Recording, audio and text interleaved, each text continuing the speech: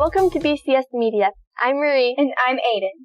We are talking with Brown County School Superintendent Dr. Hammack about school funding. Dr. Hammack, welcome to our program. Thank you so much. I'm thrilled to be here. We know it takes a lot of money to run a school district. Dr. Hammack, basically, how does school funding work? You're absolutely right. It is amazing how sort of complicated school finance can be, but then again, how simple it's going to be. So I can explain it to you, I think, by using a couple of visuals that I've put together to kind of help our community and help you all better understand school finance. One time school finance was explained to me as sort of having different buckets of money, okay? And so we are able to collect money into different buckets from different funding sources. So our school district has several different buckets of money that we get to use. So I'm going to use our visuals to kind of explain. The first one is our general fund. Our general fund is where we're able to pay salaries and benefits for our employees of Brown County Schools. We receive about $15 million in our general fund in order to do that. It's amazing. It's about 95% of the general fund will go to salary and benefits. So the general fund is totally state funded, and it's realized by the number of students that you have in your school district and the complexity index of the boys and girls that you have in your school district. So it's our number of kiddos who might be in foster care placement, have any kind of extra benefits that their family would receive, would calculate into that complexity index. So that's the general fund, number of students, and the number of students that kind of qualify for that complexity index. So this is our big, big fund in the school district. Second is our capital projects fund. Capital projects pays for all maintenance, construction, anything that we're going to do in order to help with the kind of capital piece of a school district. Capital projects fund is totally funded by property taxes. So your property taxes are those that if you own land or property in Brown County, then a percentage of your taxes, your property taxes, help to fund the school district's capital projects fund. We receive almost $3 million in our capital projects fund. So that helps to pay for electricity, helps to pay for some of the capital improvements that we're going to have across our district. Next up is our transportation fund. I bet you guys kind of know what this is going to be. Yes. What do you think the transportation fund? Buses. There you go. So our transportation fund is also a property tax funded fund.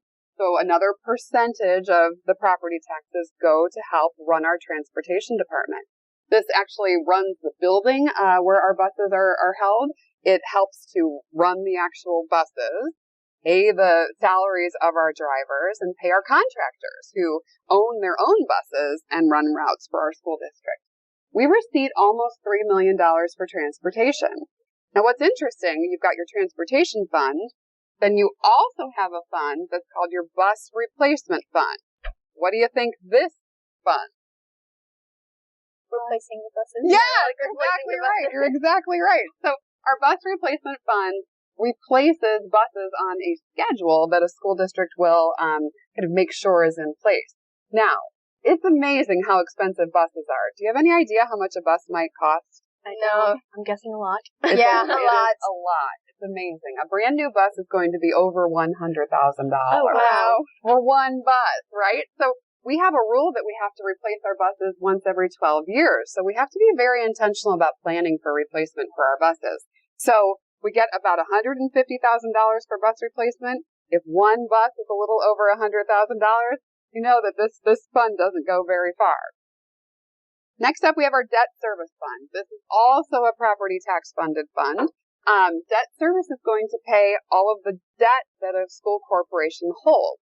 We have about 9 bonds. We're going to talk about bonds here in a little bit, which are basically like a mortgage that the district has to pay. And this debt fund will help to pay for the debt that we have incurred to kind of do some bigger projects. We get about $4 million receipted in this fund. This is a new fund for Brown County Schools. This is our referendum fund. So we went to our property tax, to our voters in spring of this year, and our voters have agreed that they're going to pay another 8 cents on every $100,000 of assessed valuation to go to our referendum fund. A penny of that 8 cents is going to go to the CRC, so that helps to have our Brown County Career Resource Center up and running. And then the 7 cents that's kind of remaining on that 8 cents is to be applied to our staff and teacher salary and benefits. So that's to help get raises in place for the people that work in our school district. This is another property tax generated fund. And lastly, we have what's called rainy day. This is an actual fund that is held in a school corporation. You don't earn or generate dollars in a rainy day fund. This is where if you have any, so of all of these funds, if we have anything left over, like if we've been responsible and kind of saving, we can move dollars from these buckets to what's called rainy day. And then you get to spend whatever, you kind of need out of this particular fund. And it's really a fund that we really try to do a lot of saving for the school district for a rainy day is why it's kind of called that. And then lastly, I just thought it would be interesting. This is kind of revenue. We talked about the state revenue from students and enrollment. And then we talked about the property tax revenue that is generated on behalf of taxes that people pay. We have some other revenue makers that are pretty small, so they don't really get to have kind of their own page. But there are other revenues that the school district will receipt. For example, there's a license excise tax that we get. It's a couple $1,000s a year, but it's a couple $1,000s a year, so we'll take it. Commercial vehicle excise tax, financial institutions tax. We have some fees, reimbursements, and then grants. We do a lot of work in the school corporation based on grant dollars that we receive. So in a nutshell, that's kind of how school finance is sort of funded. If you have dollars that are in capital projects, you can only spend those dollars on capital projects concerns. If you have dollars in transportation, you can only spend them on transportation issues. And then there's a very simple formula that allows for us to be planful for these property tax generated funds. We take, for each one of these, our assessed valuation, which is for all of Brown County. And what that means, assessed valuation is when we take the grand total dollar amount for every piece of property in all of Brown County, including residential, commercial, and rental. We add it all up. What's kind of amazing is that in Brown County, when you add up all of those dollars, our assessed valuation is over $1 billion. That's a B, not a million, but over $1 billion. And that's a big number. And that really helps the school district. Take that large assessed valuation and then we multiply it by what's called a tax rate. That's kind of the percentage that folks who own property pay to finance a variety of things in the community. And then your grand total, taking that assessed valuation times the tax rate equals the levy. So how much money we get to be having placed in these particular funds. So when it all comes down to it, it's a math problem as far as how you get your dollars in your particular bucket. And it's a pretty simple math problem when it all comes down to it. But then a lot of the work is when you kind of figure out what you spend in each fund. So, do charter schools have an impact on school funding? They do. They absolutely do. So when we look at the general fund, which is this fund that is our big one, this was about $15 million.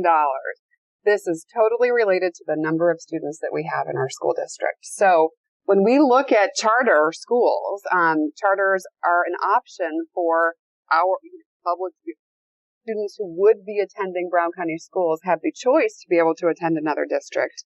Well, when we have fewer students, then we get less money.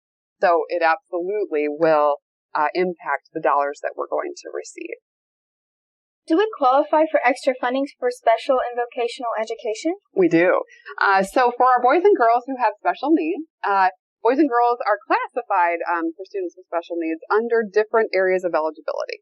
And there is an intense area of eligibility that will receive a dollar amount that's higher than a mild identification as to a student who may just need speech or language services. So we receive dollars based on the intensity of the special needs that are presented.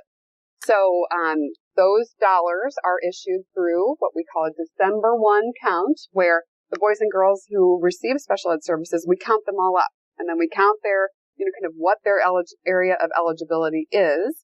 And then that ultimately translates into the dollars that we receive in special education. So interestingly, this school year, our number of boys and girls who have special needs is down.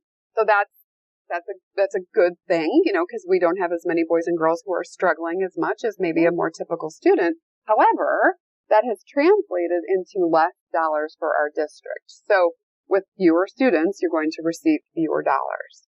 The good news with vocational funding, which you asked about, is that we are on the upswing with increasing the number of dollars that we receive in vocational funding. So we not only have boys and girls who attend C4, which is over at Columbus, but we also have our own vocationally based classes here in Brown County. So, for example, Mr. Llewellyn, he here at the junior high school teaches a Project Lead the Way engineering class. We have several classes at the high school that are CTE based. And then what happens there is that the state will issue us dollars back, so we get a reimbursement for the number of students who are enrolled in our vocational courses. So the more students we have enrolled, the more reimbursement that we get back from the state. So we're really trying to increase the number of opportunities for our students to be able to take those classes so that we can increase our dollars received. And they're also great classes, so they're just good for kids. Exactly. So are Brown County household incomes a factor in school funding? Yeah, so they will be, because an income, there's a small collection of an income tax that would be a factor. So that would absolutely be a part of receiving of dollars, but it's a very, very small portion. But it can absolutely be translated into property tax collection, because often when an income is higher, you will likely have a more higher valued property, which then ultimately translates into a higher percentage of property taxes that would be distributed. So there's kind of a close connection there between income tax and property taxes for the district. Yeah. So what are some of the priorities and considerations in preparing the district budget? We take a lot into consideration when we prepare this budget. First off and foremost, we want to make sure that the programs and the opportunities and the educational experiences that we're able to provide you guys doesn't get negatively affected by any kind of cuts that we have to make in our bottom line. We really fiercely try to protect the services and the educational opportunities that are conferred to our boys and girls. And we do that by looking at several pieces. So first off, we look at what happened last year. That's in kind of historically over the last few years, where we are with our current expenditures. And if we find that we have a particular fund number that is overexpended, we ask ourselves, well, wait a minute, is there an area where we can save, or we have to reset this fund to kind of match the actual dollars that we issued out? And then it's a balancing act, because there's actually a state law where you cannot ever have a school district in deficit financing. So you can never get your district to a place where you can't pay your bills, basically. Mm-hmm. And that's a good law, because it keeps us more responsible. There was a time, I think it was about 10 years ago, where school districts kind of intentionally planned to kind of be in debt. And that was pretty irresponsible, because ultimately, it kind of negatively impacted the taxpayers, really, when it all came down to it. But now we have to be very responsible. So we need to use more dollars to help in one area. We have to take away from somewhere else. And so we try to be very responsible in figuring out what we, sort of pull and where, so that you guys aren't negatively affected. Yeah. So, are the school principals involved in the budget process for the school? They are. In fact, we're kind of in a mode right now of thinking about next year. I know it's only just about spring break, but we're kind of thinking about next year, what we will need to be kind of prioritizing as we look at our budget for what will be 2018. We just had a budget meeting yesterday, kind of think about our 2018 budget. You kind of always have to be planning for like an 18-month cycle as you think about your budget. And the principals do a wonderful job of giving us priorities as far as what they, would like to see continue, and then what needs to be enhanced or changed. So, for example, with the Capital Project Fund, we are kind of in a mode of asking our principals what needs to be done, particularly over the summer, in order to improve our property. So we're trying to prioritize what needs to happen as far as things that need to be fixed over the summer and things that need to be enhanced or changed. And then we prioritize what needs to be done now. For example, we have 2 boilers at Spernica Elementary School. A boiler is what kind of makes your heating and your air conditioning work. It's like the engine of a school. And we've got 2 boilers, one that's completely dead, it's like dead, and then one that is wanting to be dead any day now. So we know that a boiler costs about $50,000 each. And so that's going to be about $100,000 that would need to be put into just a boiler. And that's not fun, but it's really important. Yeah. So we're trying to prioritize, what those, sort of decisions need to be as we look into next year. Dr. Hammack, we have a tremendous amount of technology in Brown County schools. What are our funding resources for technology? Absolutely right. We do have a lot of technology in our district, and I'm so glad that we have access to a lot of technology. And interestingly, there's several different funding sources for tech. So first off, in your capital projects fund, technology is fundamentally pulled out of this particular fund.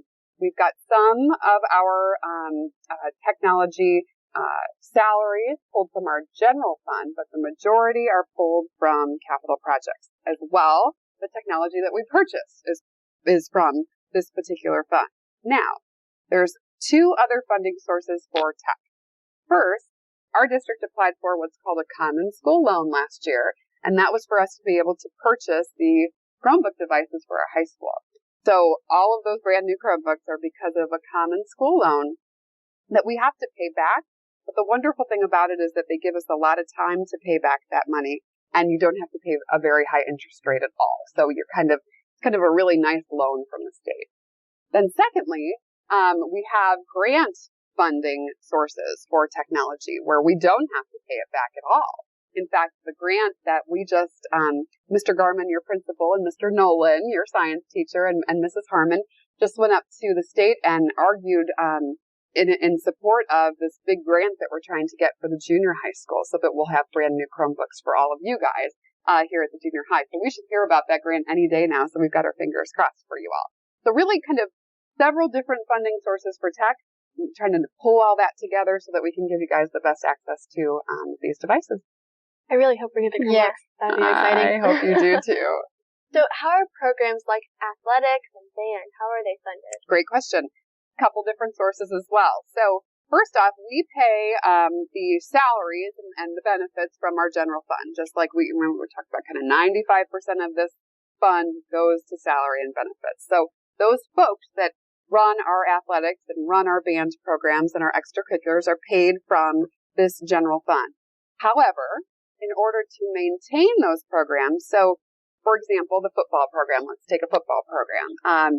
When we charge folks to come to our athletic events, when you buy a ticket in order to get into a football game, the dollars that are receipted from those ticket sales ultimately are placed in what we call an ECA, an extracurricular account.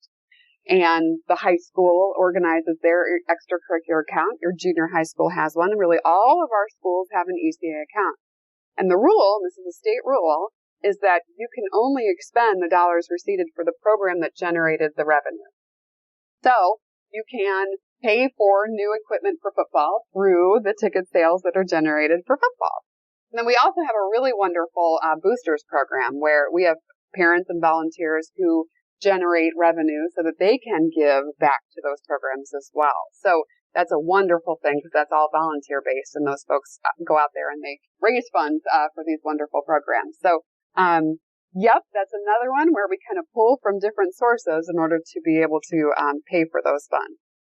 So, what are school bonds and how do they work? Yeah, school bond. We kind of talked about a bond a little bit before. Those bonds are going to be those ones that are going to go under that debt service fund. So when we say we were to purchase a piece of property, or what we've been doing a lot more frequently in this district is remodeling or renovating our current facilities in order to get them to 21st century standard. That takes a lot of money in order to do that. So our district has been very, very responsible with having bond issuances put out where basically an underwriter will purchase a bond for a very, very low kind of interest rate. So we get to have the money receipted from the bond at a very low interest rate. So we pay back the principal, the amount that we initially borrowed. We have to pay that little bit of a percentage in kind of getting the opportunity to actually borrow that money. It's just like a mortgage of a home. So say you're going to buy a house, you get a mortgage, you're going to pay back the initial price that house cost, plus the interest that you were able to, because you were given the gift of that money, paying back that interest on top. So we have 9 different bonds in our district. We are very careful about monitoring those bonds to see when one might be falling off, because then ultimately the tax rate would be implicated, or if we were to add any bonds, then the tax rates would be implicated. And that all kind of goes back to that assessed valuation times tax rate equaling that grand total levy. The bonds are wonderful ways for districts to be able to do the really expensive work that you need to do, like buying 2 boilers for Spernica. Doing that in a way that doesn't make that impact right now, but we can stretch it out over a few more years. So last November, a referendum to increase county taxes for schools was voted on and passed by Brown County voters.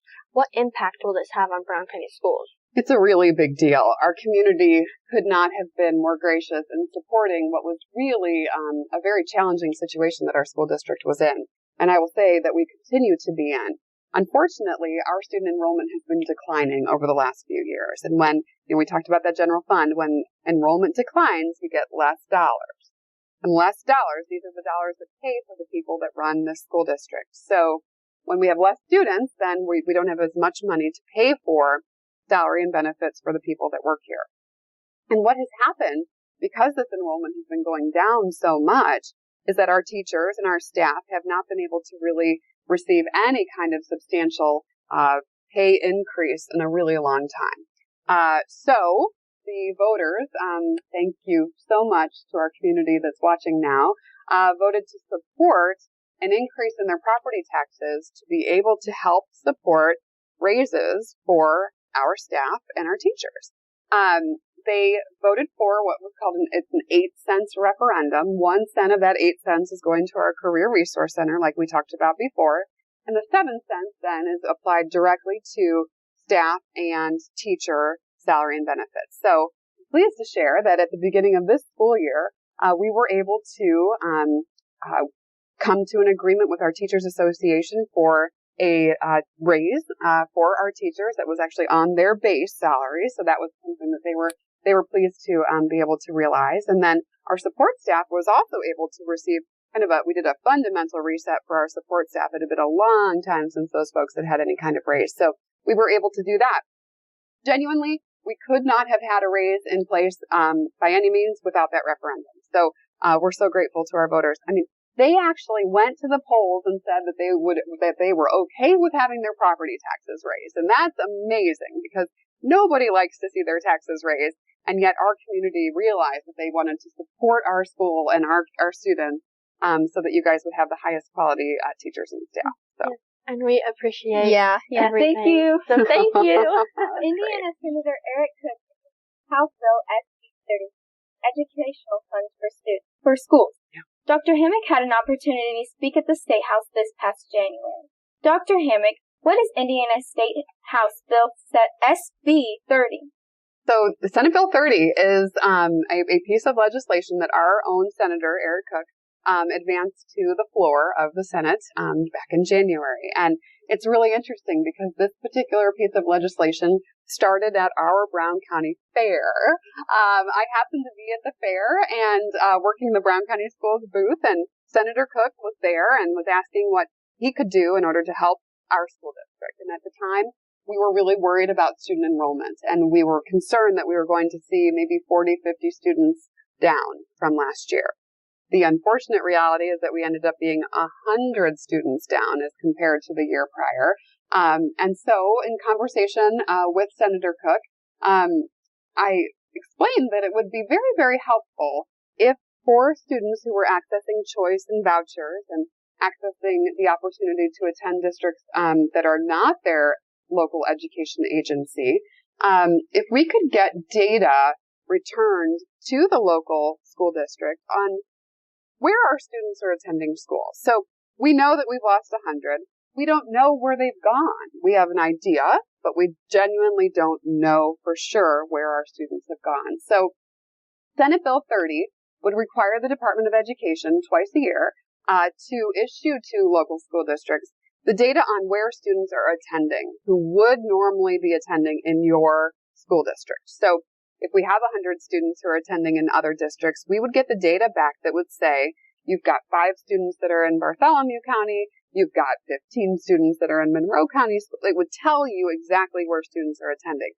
It wouldn't say your name and where you're going, but it would just tell the local district where our students are going so that we can be more intentional with our marketing and our strategy to hopefully keep our boys and girls here. We want our kids to stay in Brown County schools. Yeah. How do you feel about the bill, and how do you think, do you think it will pass? Yeah, I'm really excited about the bill. This was a piece of legislation that normally when you have a piece of legislation, and I was able to go to the State House and actually testify on behalf of this bill, with Senator Cook and a couple of different individuals. And most often, when you testify on behalf of a bill, there will always be someone who is not really in favor of your bill. And that's the great thing about our legislative process, is that we have that ability to agree and disagree, and that everybody's okay in the end. So what was amazing about this legislation is that public schools supported this legislation, and also private and charter schools supported the legislation. So we didn't have anyone that was speaking at all against this particular piece of legislation. So it passed the Senate. And you guys know from your social studies classes that when a bill will pass the Senate, then it moves over to the other side, which is the House. And at this point, it is still active over in the House of Representatives. So we are very, very hopeful that it'll pass the House as well and will ultimately become legislation. But I'm very encouraged. I think that we're going to get this one through. I hope so. Thank you. So how does our school funding level compare to other Indiana school districts? Interestingly, it is different. When you look at this general fund piece, and we kind of talked about complexity index a little bit, the dollar amount per student that we are able to raise depends on the district where you attend. So this complexity index piece is the most important factor in that dollar amount. So the complexity index is built on the number of students who receive SNAP or TANF benefits, it's kind of food support assistance, and then students who are in foster care. So when your percentage is lower with that number, then you get less dollars, because essentially it doesn't take as much money to kind of help to get students who might be at risk, to an area that's more typical. So in Brown County, we received a little over $5,000 per student. So you guys are sitting here, you're about $10,000, and as I look at you. So there you go. Yeah. And as we add up everybody, you're, about $5,000 a student. Now what's interesting is that depending on the district depends on the dollar amount. So in some of the more urban metropolitan districts, school per student rates can be around $10,000. So it can be almost double what we received here in our district. So it's different. And it absolutely is a difference maker when we look at kind of building these budgets, because we will most often receive less dollars than some of our more urban districts that we're a part, kind of connected with. Yeah. So does school funding affect student achievement? It's funny, Marie. That's a really hot topic. Some folks believe that absolutely school funding affects student achievement. Some folks say that that's not necessarily the case, and some folks would argue that sometimes even when we give more and more money to education, we don't see a result as far as an impact on student achievement. What I like to kind of think about when asked that question is that when we are able to have the highest quality teachers, highest quality staff, I have to believe that that is fundamentally going to impact the student achievement of our boys and girls. And I've noticed in this district, we have lost. Back when we couldn't give any raises, we lost some amazing teachers who went to other school districts because they were able to earn more money. I mean, that was the reality, and it was a very sad reality because we lost some great teachers. So I think the argument could be made that in order to retain the highest quality staff, highest quality teachers, when we have the funds to be able to keep people in place, that is absolutely going to impact student achievement. I'm like not that big of a deal when it comes to, you guys. Your teachers make the biggest difference in your world, when you kind of think about your student achievement. So that's a really big thing when we're thinking about this whole budget scenario, kind of how can we keep our high quality folks so that we don't lose them to other districts. Exactly. So, where do we stand as far as school funding? And do you think we will see teachers and programs cut for next school year? So the sad thing is that we are down as far as that student enrollment is concerned. So we are really looking at a reality of about $350,000 less dollars receipted this year. That's a lot of money in our general fund. So that's the big dog. That's the one right here. So we have to cover for this balance. What we're trying to do is make cuts in places where we don't necessarily see or feel, I guess is a better word, a significant hurt. So when positions become available, because maybe someone is, we've had positions where folks have decided that they want to stay home because they've just had a baby, and that's a wonderful thing, and we think that that's just great. So as positions become available, we try to really question, do we need that position anymore? And that's a hard question to ask because many times, we're very used to having that position in place, and we think, well, of course we need that position. We've always had it.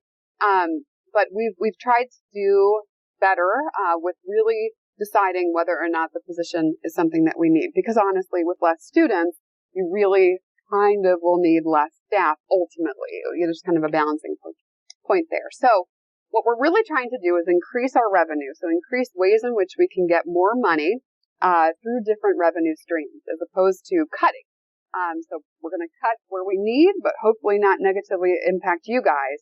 Hopefully these cuts will be something that you will never even notice. It just won't even be something that you would realize. But we are trying to be more strategic in the dollars that we're receiving so that we can kind of account for this general fund imbalance. So, Dr. Hammack, we sure have learned a lot about school funding. Thank you so much for being on our program. We really appreciate it. Yes. Thank you so much for having me. I'm thrilled to be able to kind of go over this content with you. It is complicated, but then again, kind of simple, when it all comes down to it. So thanks for being a great audience. Well, your visuals definitely. Yes. Great. Fantastic. Wonderful. And thank you for watching. I'm Aiden. And I'm Marie. Have a great day.